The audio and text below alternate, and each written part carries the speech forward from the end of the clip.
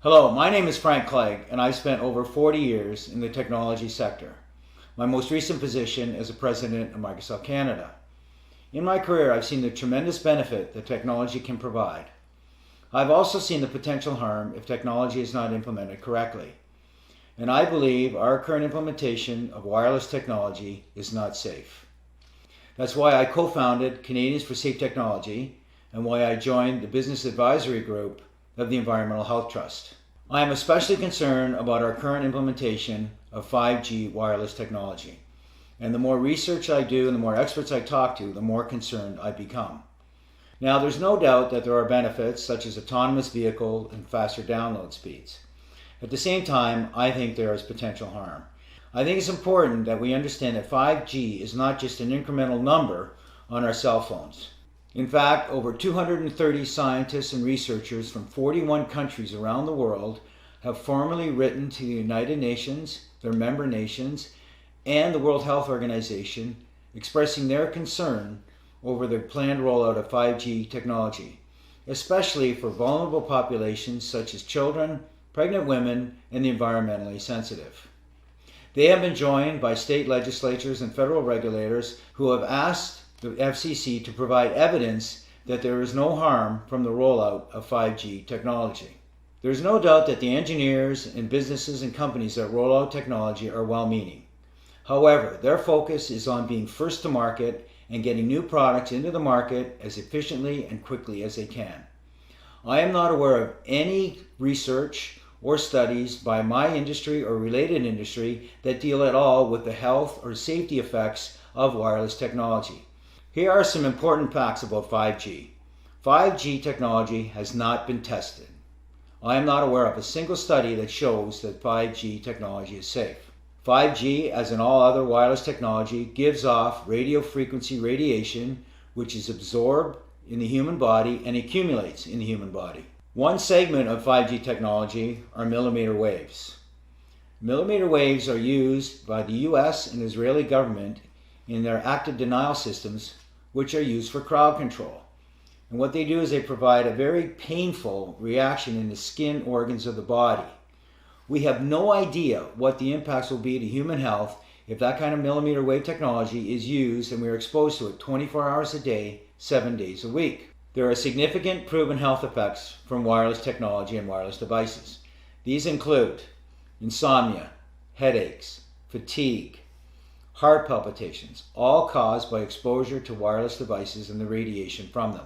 More serious symptoms and conditions include heart arrhythmia, infertility, tinnitus, numbness or tingling in the extremities, diabetes, cancer, and permanent DNA damage.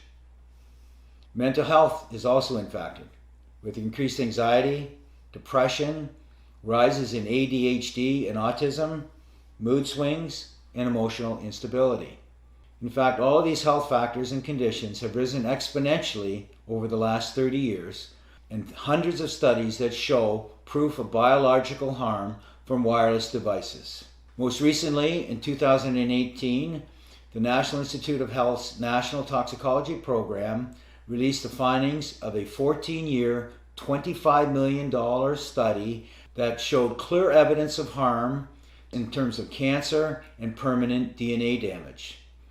This study, several months later, was verified by the prestigious Ramazzini Institute out of Italy, which found the same results. Now you may ask how a product that has this potential harm could ever be released to the market and to the public for public use. Well, the way the process works is the FCC regulates all wireless devices and products associated with them. Unfortunately, the FCC is made up of previous telecom executives, lawyers, and engineers. It does not have any scientists or doctors that you would expect to be involved with the regulation of potentially harmful products. In fact, the FCC guidelines are 20 years out of date without any major significant improvement. Countries such as China, Russia, Italy, and Switzerland have safety guidelines that are 100 times safer for their citizens. The FCC guidelines are based on small, short-term, infrequent exposure. They do not worry about the accumulated effects for multiple devices. They don't measure or monitor exposure 24 hours a day or 7 days a week. And they have no special consideration for children, pregnant women, or those who have shown environmentally sensitivities to wireless radiation. In addition to the concerns about the guidelines, there is actually no oversight provided by the FCC, and in fact the telecommunications industry is self-policing. So what we are left with is almost a Wild West scenario where the regulations and the guidelines are significantly lacking and the industry is left to its own accord to roll this technology out to the marketplace. In addition to the concerns about the FCC guidelines themselves, the Federal Telecommunications Act of 1996 prohibits any telecommunication company to be sued on the basis of the safety or health of their products. So in other words, there is no liability to the telecommunications industry of any of the impacts of their products. Just last week, the reinsurer Swiss Re came out with their annual forecasts, and they specifically identified 5G technology as an upcoming insurable health concern globally over the next 3 years. There is also mounting evidence that the telecommunications industry knew about the potential impacts of RF radiation years ago. And in fact, we're starting to see some of the behavior from my industry similar to what the tobacco industry did over the last few decades. The telecommunications industry has over 500 lobbyists working in Congress and other areas of legislature protecting the industry. Together, all of these issues that I've referenced, plus the general lack of awareness in the general public, have led us to the situation where we are today. So where are we today?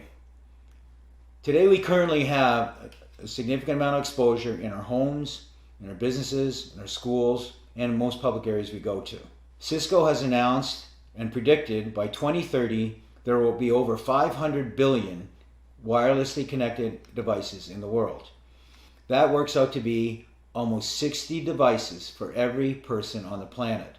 Many states and cities around the world are debating and passing legislation about the rollout of 5G technology. And in fact, what we're seeing in the US is at the federal and the state level, they're fast-tracking some of this legislation to support the rollout of 5G infrastructure. Unfortunately, this legislation seems to be taking away all individual rights and the rights of local towns and counties and cities and passing more power to the telecommunication companies. We believe this is a historic and precedent-setting power shift from the individual and state and local level over to an industry. In fact, many communities in the US and around the world are passing moratoriums preventing the rollout of 5G technology until it is proven safe. 5G will impact you personally. There are designs that show the requirement for small cell 5G antennas as close as every third house in the neighborhood and could be as close as every 500 feet in public areas. The impact of that radiation at that level of frequency and intensity and power 24 hours a day and 7 days a week is unprecedented and is not understood. I've spent the last 5 years of my life, I've had the opportunity to meet with experts on a worldwide basis who have spent their careers studying the impact of wireless radiation and devices. I've also had the opportunity to meet with some of the great minds in the technology sector who have helped create these tremendous products that we use in our lives and provide tremendous benefit to us.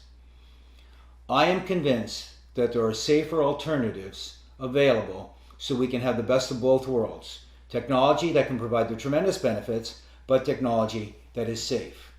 There is no incentive or motivation to provide the research and the funding to look for safer alternatives. So that's why it's up to us to help encourage that investment. That can be by asking our legislators to pass legislation, encouraging industry to do it, or it can be by us directly trying to advocate for change in the industry to allow them to become more responsible to provide safer technology that still provides tremendous benefit. We can't do this all on our own. We need your help. Here's what you can do. The most important thing is to get educated. We have provided a little bit of an overview and some of the scientific evidence that shows there's a potential harm. But now you have to take the initiative. There are some tremendous websites, Canadians for Safe Technology, the Environmental Health Trust, saferemr.com, and the Physicians for Safe Technology. There are also other resources that are listed at the end of this video.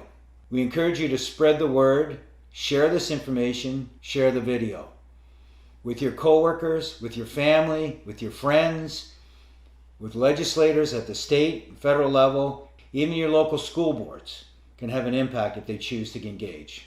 Ultimately, your knowledge is in your power, and your power is in your hands.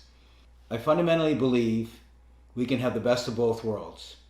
That is access to the technology and the tremendous benefits it provides, but in a safe manner. We are advocates for safe technology, not no technology. I thank you for your time.